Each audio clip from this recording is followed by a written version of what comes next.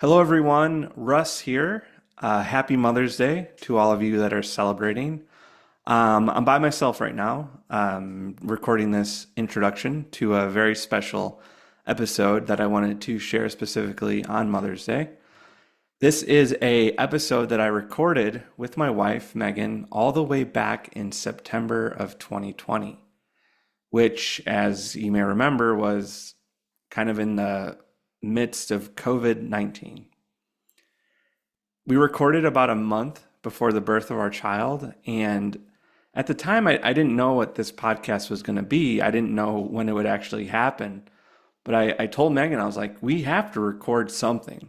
We got to have a conversation to review what it's like to be pregnant, especially because it was in the midst of COVID-19. And it was just such a strange time to be alive and to have a kid. So I've been sitting on this audio for 4 years, over 4 years now, and I'm really excited and grateful to be able to share it with you all. So it's one of the more vulnerable things I've ever put out into the world, and that's kind of scary, if I'm being honest. But it does feel like a pretty sweet relic of a very strange time in our lives. So I hope you find something enjoyable or helpful or informative out of it. And a friend of mine, Bruce, used to say that tears water the soul. And there's definitely some tears in this episode. So if you're an empathy crier, you may want some tissues. And Megan, I want to wish you a very happy Mother's Day. And to both of our moms, happy Mother's Day to you too as well. We love you very much. And without further ado, you're now listening to Russ Reviews.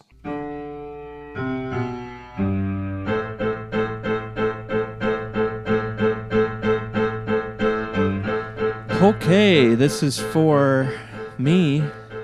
We're recording this on September 22nd. It's 7:37 p.m. This is for the as of yet untitled podcast project. It's a pretty cool name. We are thinking about untopical, non-topical, atopical, topic all. My friend Mickey got into my head. But this is our first time recording. Megan, you're the first guest. Thanks for having me. Don't be annoying. I mean it. Thanks for having me. All It's right. exciting. Can you get it any closer to your face? How's that? How's that? That's better. Do you sound louder? Yeah. See? Good. All right. I don't really know how to start. So how the podcast will start is it'll probably just fade in Okay. to like a good part of the conversation. So it's not going to be like an unedited thing. Okay. So if that could take some of the pressure off of you. Sure. So, all right. Should we dive in? Let's dive in. Okay. The topic for this episode, the main reason I want to talk to you, Megan, is because you are pregnant. Very pregnant. And you're pregnant with someone I care a lot about, my first child. Yeah. And by my first child, I mean our first child. It's my first child as well. That's right. It's both of ours first child. Good clarification. So yeah, obviously this might feel a little strange at first, but I just thought pregnancy is something I'm really interested in. It's been really cool to watch you grow and develop and go through this whole process, and wanted to just ask you some questions about what it's like to be pregnant. So, but first off, give me a little background on yourself. How do you know me? How do I know Russ? Well, I know you. You're my husband. We're Right. married. We've been married for 5 years now. And we met here at the University of Illinois, Urbana-Champaign. I was a grad student, and you were working for our church, or the church that I had begun attending at that time. And yeah, can't say that it was love at first sight, but I knew you were trouble. We'll edit that. the podcast. Russ, I knew the moment you walked in that you were the one was the correct answer to that question. Sorry. All right. Where should we start? How did you know you wanted to get pregnant? Let me rephrase that question. What, okay. Let's dive into this. Pregnancy. What are your thoughts? On pregnancy as a concept, or I don't know. I guess take me back to December 2019. okay. Or take me back to whatever month it was. How did you know you were ready to become a mother? Oh, I still don't know that. But I do know that I felt like if we didn't make a move on becoming parents soon, we were going to feel it was going to just get harder and harder and harder to make that decision, because it's a big deal. It's a lot of self-sacrifice and pretty radical lifestyle change from what we've been doing. So just felt like the longer we waited, the less inclined we were going to become to do that. So I don't know that I feel ready to be a mother, but I do know that I'm ready to try. Right. So we got pregnant in January of 2020. Yep. That's when we didn't know that. We didn't find out till February of 2020. So I guess with my question was, at some point, we had been married for a while. We hadn't been trying to have kids. The question is, what shifted for you where you were like, okay, I'm ready to start trying? Maybe that's the question I'm getting at. I don't know that my answer changes any. I don't know what was different. I think it was just like, well, we've seen a lot of our friends struggle to get pregnant. And so it kind of felt like, well, let's get trying. Well, we don't know how long it'll take or if it's even going to happen. So,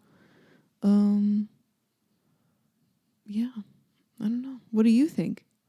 Well, my answer is kind of stupid, but when we got married in 2015, right after you get married, the thing that happens a lot is people immediately start asking you, when are you going to have kids? Especially like parents or in-laws or people like that. Mm-hmm. So when I was asked that question in 2015, I was like, well, 2020 is 5 years away. So I'll just tell everyone 2020.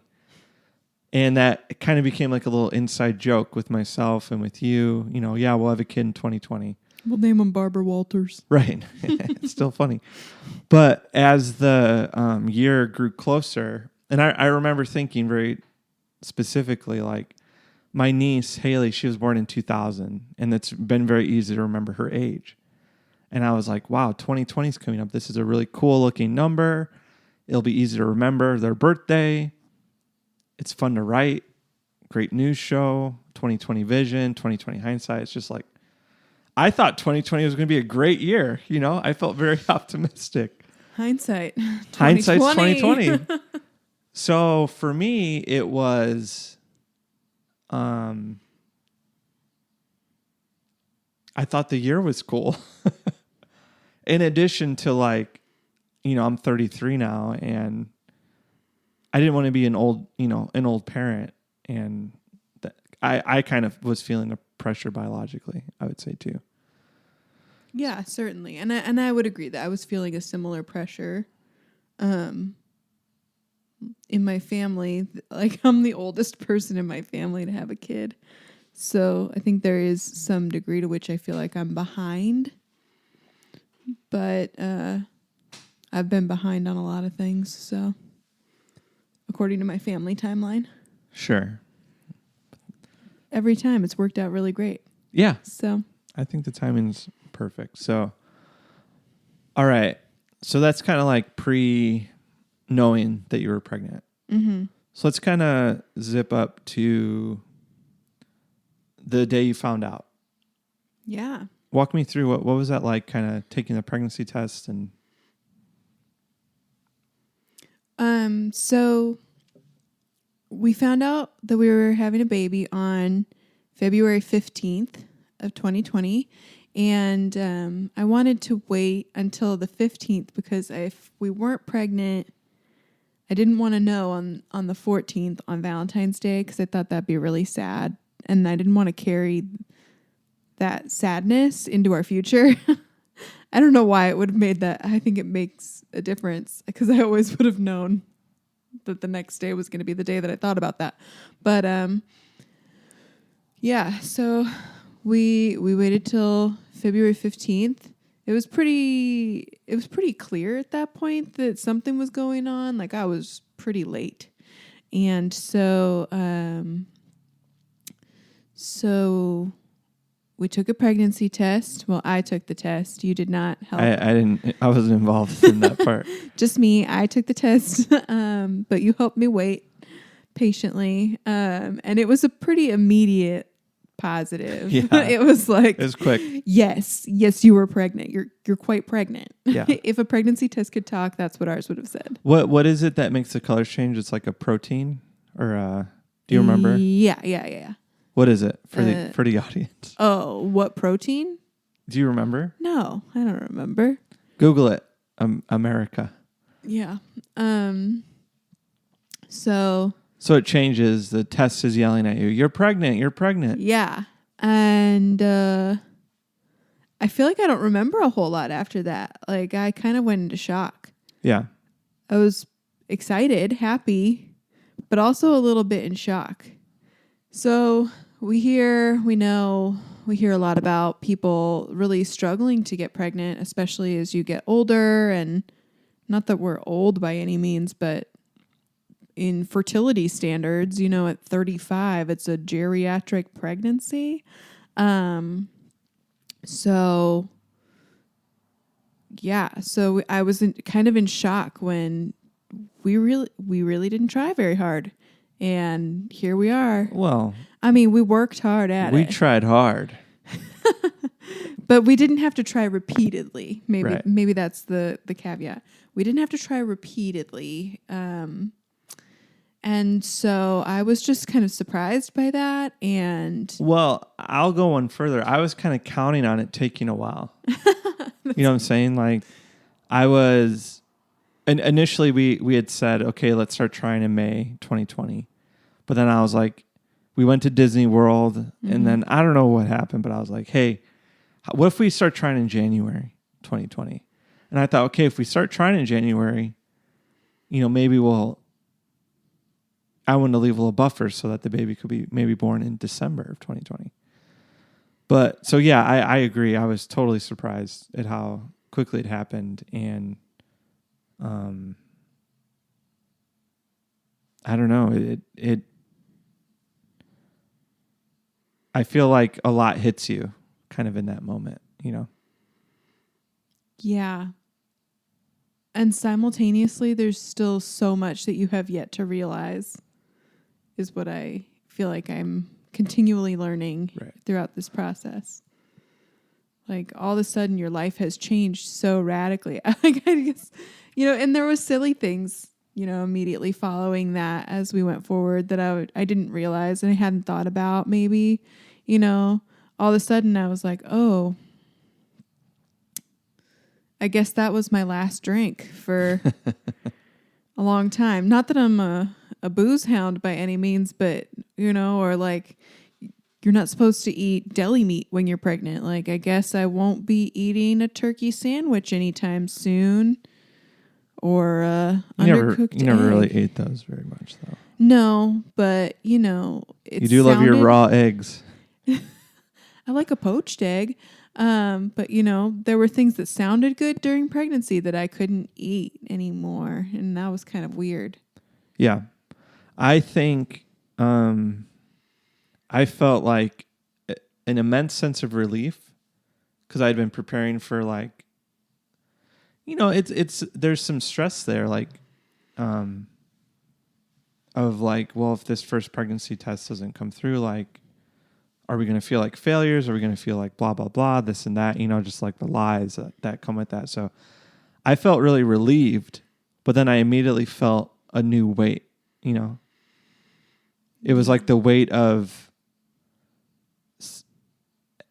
having a successful fertilization then led to a new stress. Is that funny? Yeah, that is funny. It's really funny. But I get it. I entirely understand what you mean by it feeling like, yes, we did it. We did the thing. But like that literally crap, was... we did it. Yeah. It's like, woohoo! Oh, no! And especially when you've spent a long time being excited about not being pregnant, and the enjoyment and freedom of that lifestyle, it's kind of a hard shift to make in your brain to all of a sudden being excited about it. Even though we were intentionally making that choice, it was still complicated to make that shift. Right. And I would say this whole process has been kind of, for me at least, coming to terms with the change. Do you feel like you've come to terms with it? I do. Good. Have you not? I think there are times when I have, and times when I have moments where I have to mourn something that I'm realizing like I'm not going to be able to do this again for quite some time. Yeah. Or sometimes never again. Like I'm never not going to be somebody's mom ever again. That's crazy. That's kind of good, right? Totally. But also crazy. Yeah. No, I think like that was, for me, I feel like I've been binging on selfishness, if that makes sense. So just like watching what I want, sleeping when I want, just kind of gorging on my freedom in preparation for its absence. Because I want to try to prepare myself to not resent the kid for... I want to prepare myself to not resent the kid for taking up time. Because I think like, especially with millennials, I feel like we have a really warped relationship with parenthood, as it's like, it's kind of defined as a inconvenience and as a inefficiency on life. Like efficiency has just become so fetishized for our generation that kids are the antithesis of efficient.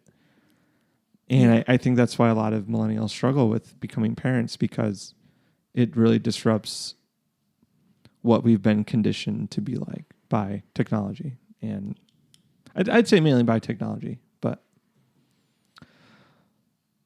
let's hold off on the change. Okay. Coming to terms with that. I wanted to kind of keep moving chronologically. So the first big thing after you get your test is you have your first ultrasound. Yeah. And you get a sonogram. I want to talk a little bit about the sonogram and ultrasound and kind of what was that moment like when you first got to see the baby and hear its heartbeat.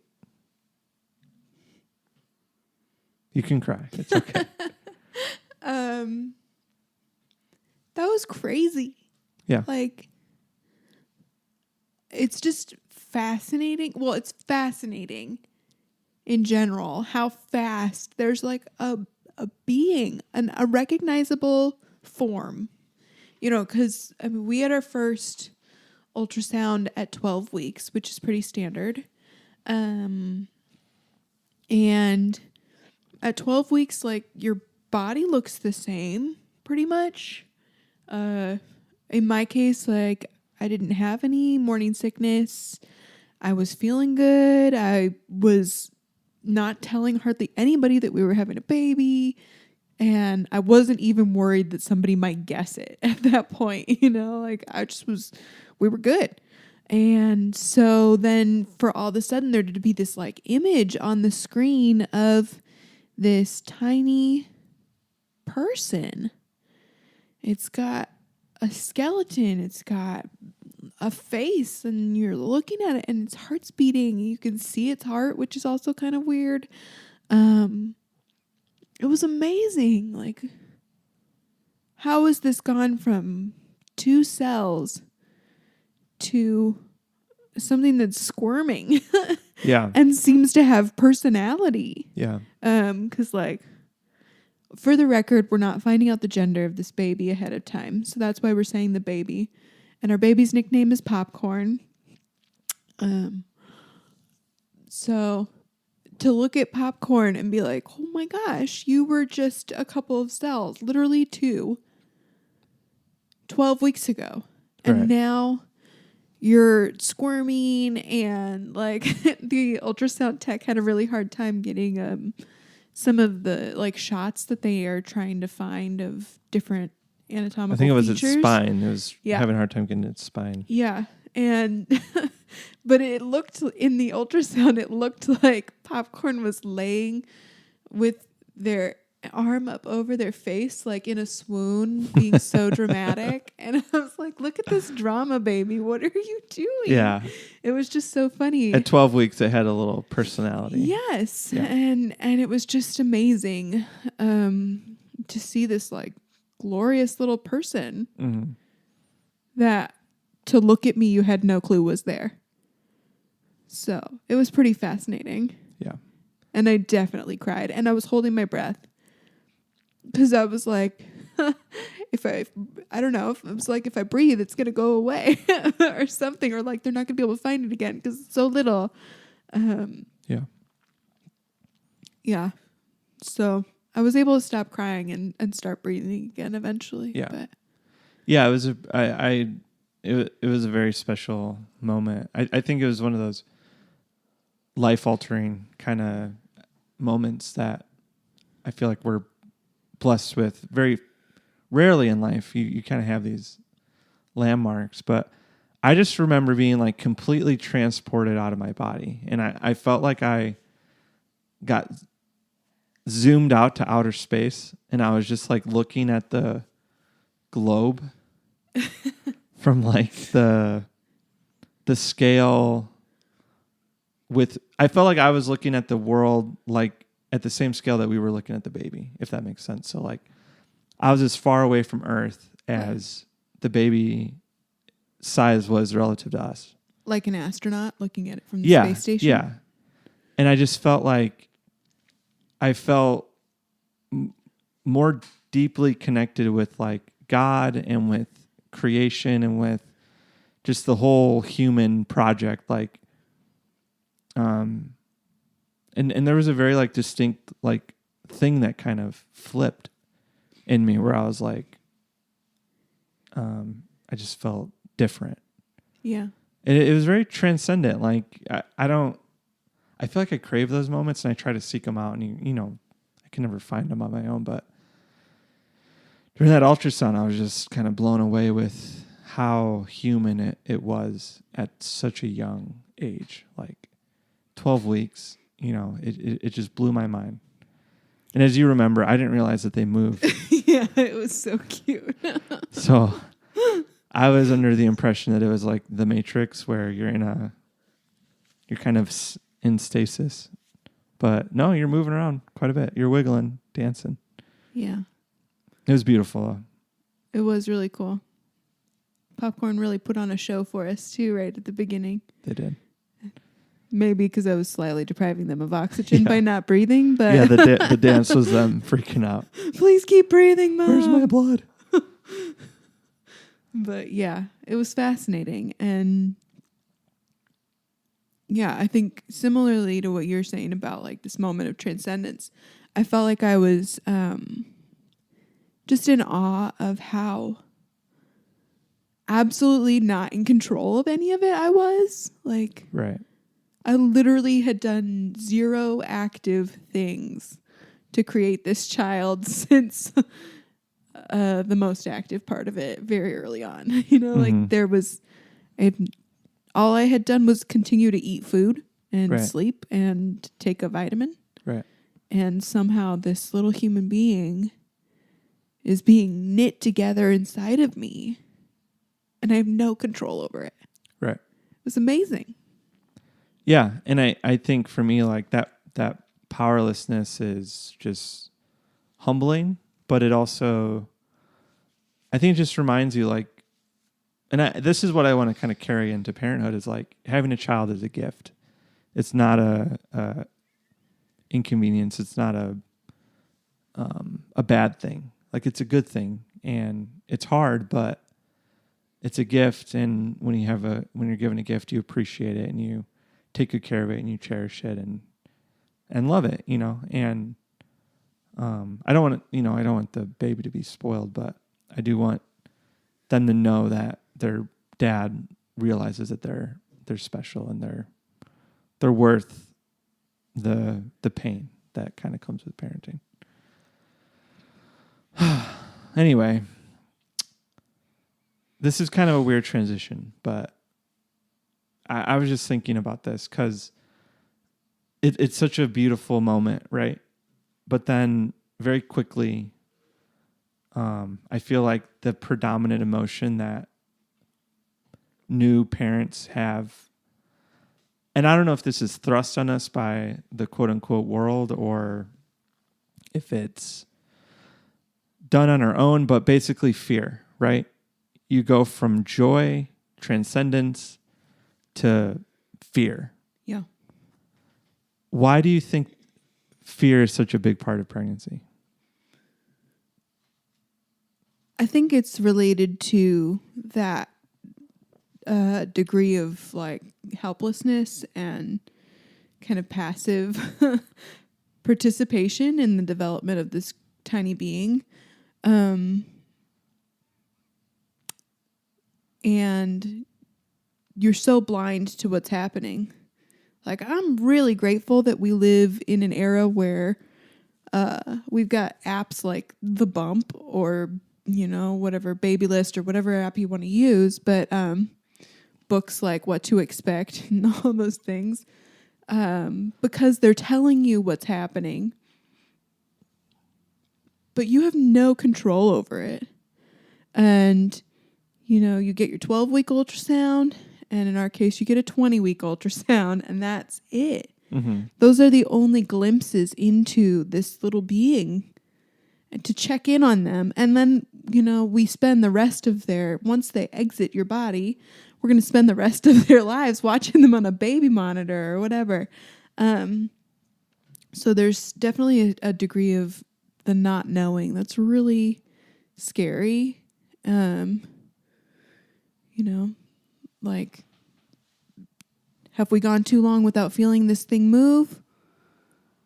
Or did I eat enough vegetables today? Mm-hmm. No, probably not. You know, but it's just hard to know what input or impact your every motion is having on this baby. And then their arrival into the world, at least in the media, is not depicted in a way that makes it seem super encouraging and like a really joyful, fun time necessarily. I shouldn't say that. There's always like joy, but it always looks like agony. Right. And I think it's hard to, at least maybe what I've seen from you is that it's hard to anticipate watching your partner go through that kind of pain. It's hard as the person who's going to go through the pain to prepare for that. And that part of the process is just kind of scary. Yeah. I think I've just been troubled by the fear used as like a marketing tool, if that makes sense. Because I feel like a lot of baby stuff is predicated on, if you don't buy the right thing, your baby's going to die. Yeah.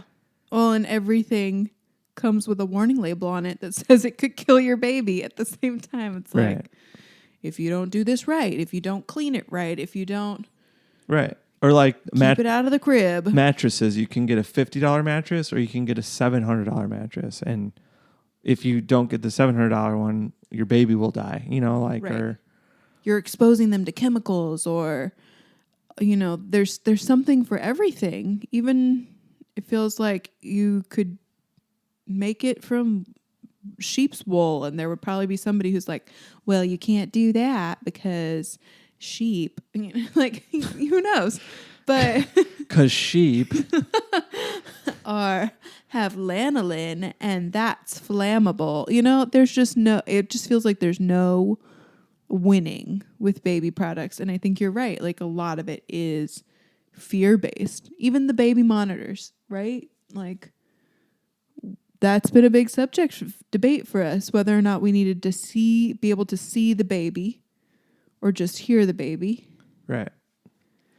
Right. And I think, like, unfortunately, I think it's not all mommies, but it's mainly mommy bloggers, like, that I feel like they're unintentionally fueling the fear with, like, just, I felt inundated by reviews and tips and their rankings and stuff like that. And, like, a lot of times the thing that was ranked was out of our price range, or like everyone has an Up-A-Baby, and, like, we're not going to spend that kind of money on Up-A-Baby or whatever, Up-A-Baby, if you want to sponsor the podcast, feel free. But we'll try your products on the next kid. Yeah, send them to us. I think, like, I just felt disappointed by how quickly being a parent kind of got commodified and co-opted by just the everyday, like, consumerist traps, that we fall into. And I've just been wanting to try to resist them as much as possible. But what would you say to, like, a new someone who just found out that they're newly pregnant, like, and they're being confronted with all that? I think I was really grateful for a recommendation from another impending mommy friend who their sweet baby has arrived.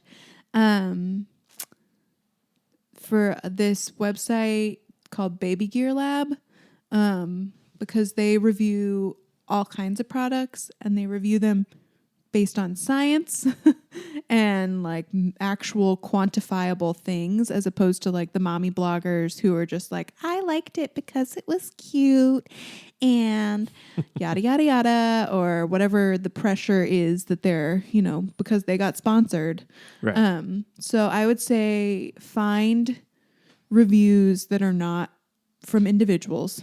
But also, the reviews only matter so much because you don't know your baby yet. Right. And the fact of the matter is, until you meet that baby and see what their needs are and what's going to be good for them, you can't know. You can't know with 100% certainty what's going to work for you. And you really just have to make a choice based on what you feel good about and what your lifestyle is, or maybe the advice of trusted friends. Like, I'm really grateful for older parents in my life that have multiple kids, and they're like, I've used this for every single one of my 4 kids. Mm-hmm. That feels like a really good recommendation to me. But in general, I think the mommy blogs are scary. Sometimes helpful. Oftentimes shaming. Yeah, and I'd say the least helpful was the Amazon comments. Like, Ugh. if you want to have paralysis of choice, look at Amazon reviews, because they will find something wrong with every product. Yeah. All right. So we've talked about finding out. We talked about that first ultrasound. As a man, there's something I'm really curious about. Yeah. Because I'll never really get to experience this sensation. But I was wondering a little bit about what is it like in terms of feeling the movement and kind of from the first time you felt it to now, where like popcorn's moving around a ton, and I'm starting to be able to feel it, but I don't feel it in the same way like you do. What's that experience been like, kind of feeling this person on the interior? It is the strangest sensation of my life. Well, my placenta is anterior, which means it's in the front. So I did not feel the baby for longer because that's in the way of like the sensation. For longer than most women who have a posterior placenta do. Ah, yes. And so I kept asking people, what does it feel like? What does it feel like? How do I know?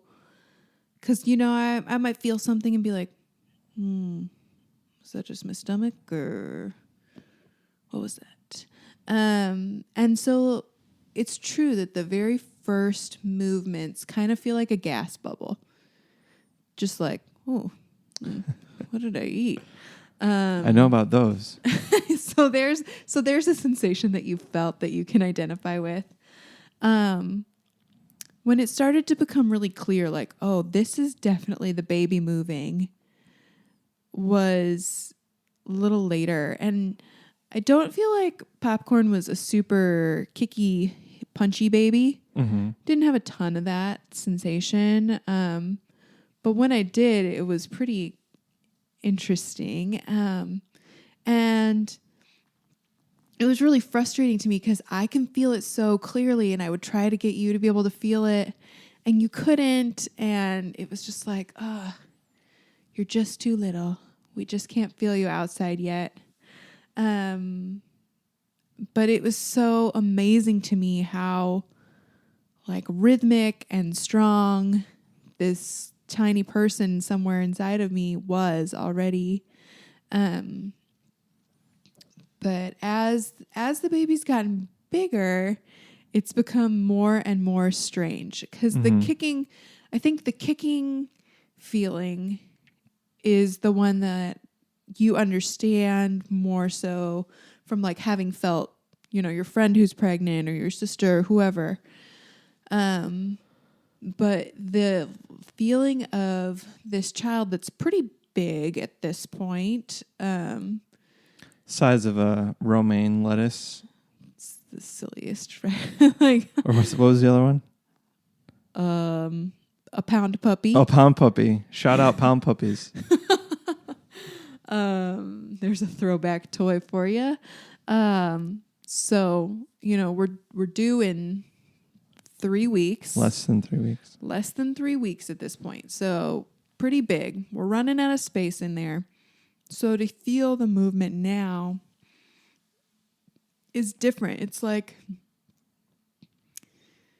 so notable all the time because every movement is pushed up against every part of me now. There's no more wiggle room. Literally, there's no more wiggle room. And so it's strange to like know that there's some portion of this child that's like sometimes pressed so hard against the outside of my abdomen that I can feel like you can like feel their bones. Sometimes, yeah. Like their bony little butt. Or their like elbow maybe or knee. And to see sometimes this like strange, slow, sometimes fast, but the slow ones are the really weird ones where you see like this little, like, I think it's usually like an elbow. Yeah. Just kind of creep across. Like, and it's just poking. There's this like pointy little elbow poking through my belly. Yeah. And that's just really strange. Or to feel your whole belly shift on its own. Like I didn't move my body, but my body moved. Mm-hmm. Is very weird, but also amazing because they're so strong at this point. Yeah. And then it's so interesting to think like you feel so strong right now, but you're not going to be able to hold your own head up is super interesting and strange. Yeah. Well, as an outsider, I've just been struck by how special it is because I feel like you two are able to bond in a way that now I feel like I'm beginning to understand like why a mother and a child have such like a special relationship, because you guys kind of get this 9-month little journey that I find to be really beautiful and special, and I've enjoyed being able to see you kind of bond with the baby internally in a way, and I think it's just a cool part of motherhood that you guys kind of get to experience in that way.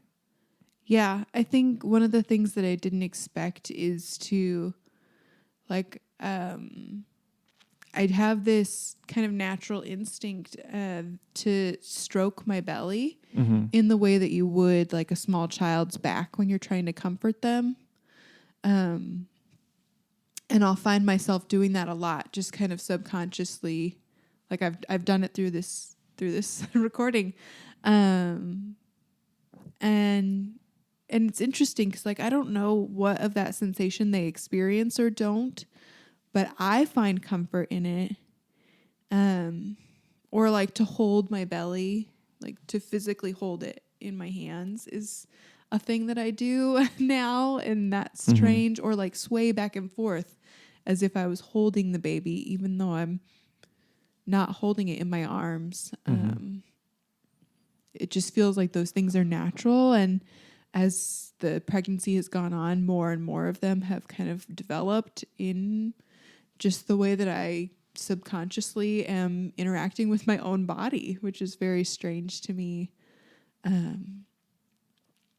It feels like practice. It feels like warm-ups almost. Right. All right, Megan. To close out this episode on pregnancy, I wanted to ask you kind of about hopes and fears.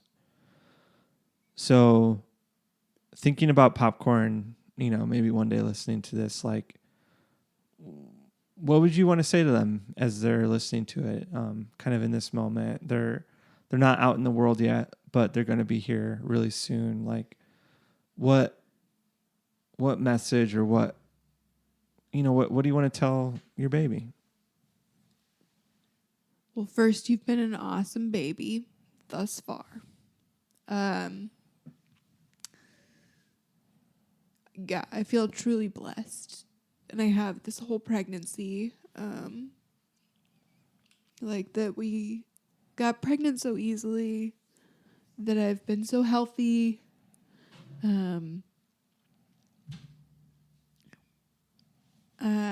All those things. It's just been an incredible experience so far. And feels surreal. Obviously that I love you. But that feels almost empty. Because I haven't really met you yet. And like if something happened and we never got to meet you, that would be tragic. Absolutely heartbreaking. But I can't at this point even fathom how much I'm going to love you next year, or when you're 5 or 10, or, I'm just so excited to see that, and afraid of the responsibility of seeing you through to that.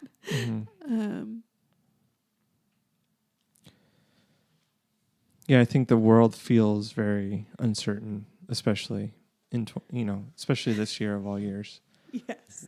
And it feels like a weird time to be having a baby, if I'm being honest. Feels a little scary, but I also feel like a deep sense of perspective from it, and a deep like optimism that this child,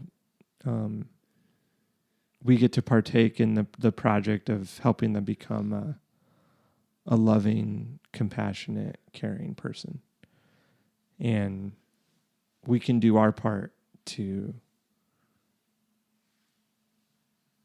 raise this child up in the way that they should go, and raise them to love God and love people, and hopefully make a positive difference in the sphere that they exist in. But it does feel really daunting too, And I think hearing you talk, it just like, I feel like I've taken my parents for granted a lot as a kid, and just this helps me remember like how we feel about our kid, like our parents felt about them, and theirs about them, and blah blah. Like, and it's cool to be part of like the legacy of parents. Like we get to be parents now. Yeah. It's a big undertaking. I think this moment does feel really complicated to be entering into that. But also an exciting one where I feel like the world is ripe for change, and I'm interested to see how this time of upheaval in a lot of ways will affect who this child ends up being. Right. Yeah, and what all the COVID babies are going to be like, because we're probably going to have some form of a baby boom, Yeah. And I'm going to be watching with anticipation like how this generation kind of grows up, and I'm excited to take part and do my best. And, like I think all parents are trying to do. So Megan, I think you're going to be a great mom, and I'm really excited that you gave us this glimpse into your pregnancy. As I like to say, every pregnancy is a snowflake. And I hope that by hearing a little bit about your experience, that people can find encouragement and enlightenment and just be enriched by your unique story, your unique pregnancy. And I'm really grateful for you being so vulnerable and real with me, your husband. If I can't do it with you, who can I do it with? Well, we're recording though, so. That's true. So I appreciate it. Any last words about pregnancy? Well, Russ, I think you're going to be a great dad. That has been the most exciting part of this to me, is thinking about that. And how fun it'll be to get to parent with you. Yeah.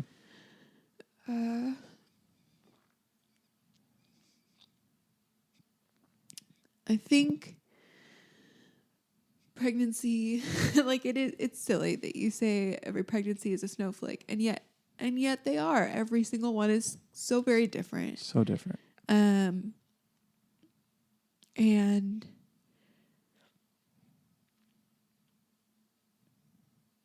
I don't know where I was going with that. Well, Baby brain. I think maybe you're going here because I think we agree on this, but like, I think the best thing you can do if you find yourself pregnant is to just remember that idea that it is, your pregnancy is a snowflake. It's going to be totally unique to you. And don't worry about comparison. Don't fall in the comparison trap. Don't let other people's experiences like burden you. Just have your pregnancy, enjoy it, savor your moment. Like, I always go back to that. The first person we told was an older lady who worked at the Gap. The first stranger we told. Yeah. And she was helping us find maternity jeans. And she was just like the sweetest lady from Skokie, and just like so nice, like a real grandma type. And she just looked at both of us and was like, enjoy your moment. Yeah. And I've clung to that because like it's gone by so fast. But I feel like that's just what I'm trying to do every day, is just enjoy the moment, enjoy your belly, enjoy the uncertainty and the excitement, and just like, we're very blessed to have this moment, and I just want to enjoy it. And we might not get pregnant again after this. This could be our one shot. So, Lord willing, Popcorn will have a sibling one day. But if not, I just want to enjoy this moment. And Yeah. Yeah. And I think you just have to embrace what's exciting to you about pregnancy and not let everyone who has an opinion get into your head. And that's really hard because everybody's got a thought. They want to share it with you. They want to tell you their story. And if you can't handle it, you got to learn to be the mom who's like, I'm sorry, I really don't want to hear that, or like you got to figure out your own. Shut it down. Erase that from this. But yeah. dang it, there was something I did want to say though. We got time.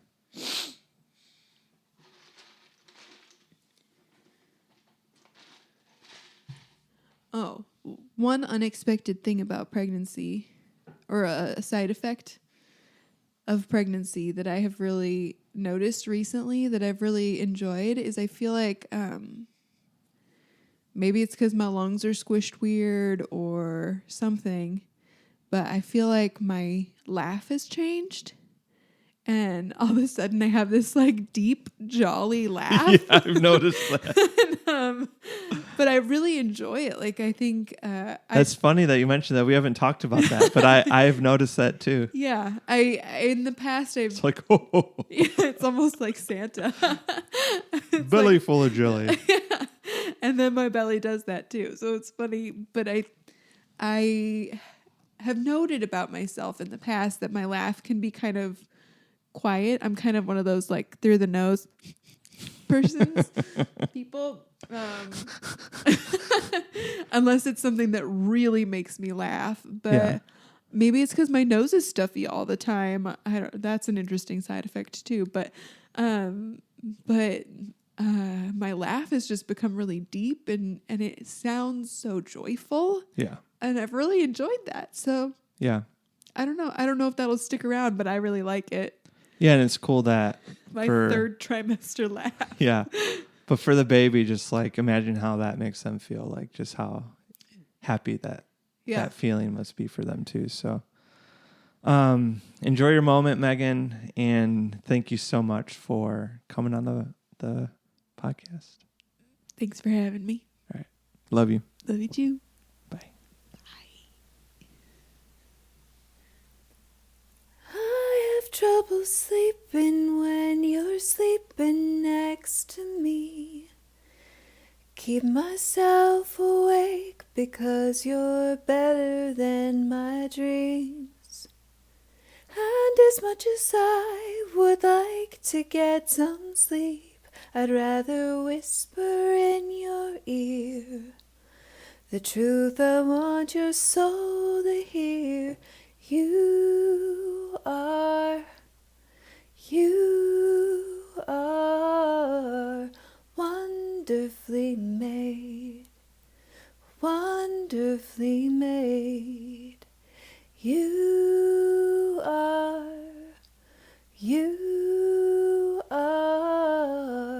wonderfully made, wonderfully made.